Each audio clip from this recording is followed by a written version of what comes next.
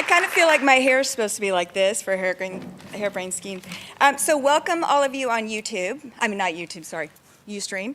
And if you want to participate online on mindmapper.launch.org, you can add to the conversation. We'd love to have you, all 2 or 3 of you who are up on Saturday morning, we'd love to have you participate.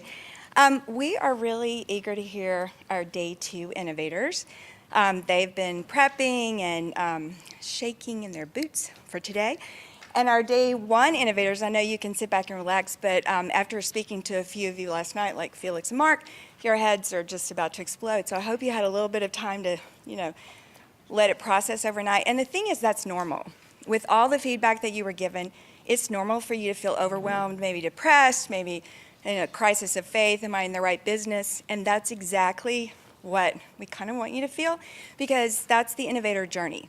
And I wanted you to know that we've been through the same process with Launch. We've had our innovation journey. We went from idea in 2007 to a concept in 2009. We changed the idea from Shuttle Bar Camp to Launch, and then launched our prototype in 2010. And now by 2013, we're looking at scaling. So this has been kind of our process. And with scaling, we had our first summit, which was new. We had our first micro data challenge, which you'll hear from the CapEx team today. We're looking at Launch Nordic. We have Sasha and Tokai here who are kind of looking to see the chaos that we're creating and whether you like it or not. Launch at State may be happening with a healthy oceans bias coming up in October through maybe March. We also have Michael here from Australia. And we may have a Launch Australia, if I'm getting it right, yeah, maybe. And we also have Sarah from EPA, who has been a little bit infected, where are you? With maybe a launch at EPA. So there's a lot of movement. We're looking at Africa and the Middle East, Austin, Chicago, San Francisco. We want the movement to keep growing, because we really want to change the world, and we can't do it 10 innovators at a time. So it's cool that we're in this process. The other part of our journey has been focus. We started out as Launch Accelerating Innovation for a Sustainable Future. And then after Launch Water, the council, Mikhail will remember, put us all up in the front and had our own little impact rotation and told us what they thought of Launch, the 11th innovation. We had to go back and think about it and realize we were bringing innovators to the table, but what we're really doing is creating collaboration. So we kind of changed this focus to the collective genius for a better world, and we said we're really about collecting all of you who have the genius, who can make it go forward, and that's innovators and council. So this is our new focus. We've also began to kind of dig into the launch magic, Mr. Todd.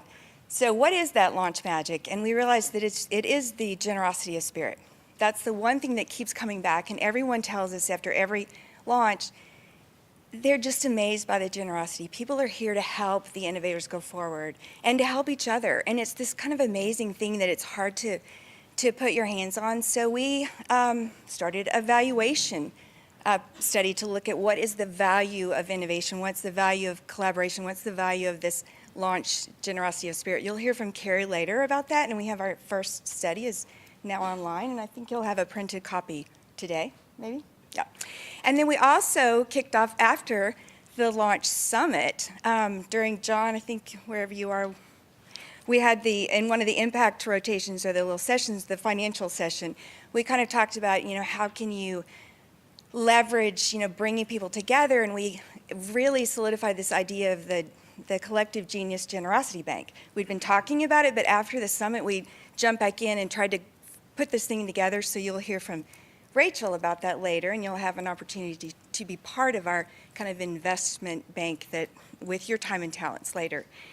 And then we also had so as you see, the innovation journey is a little kind of chaotic and crazy, but we also had a shift from launch topic where we did water, health, energy, and waste, and that was all kind of to tell the Earth-space connection, to see what it's like for humans living off the planet have the same issues as humans on the planet. So we want to tell that story.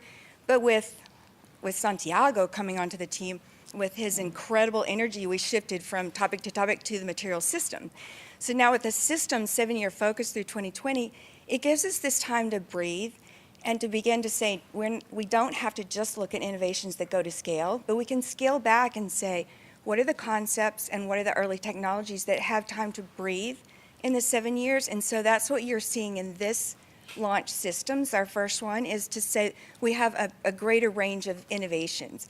So it's going to put pressure on us on how do we help you innovators to be successful at all these other stages rather than just ready for scale. So this is also a learning journey for us. And it's really exciting to be part of it.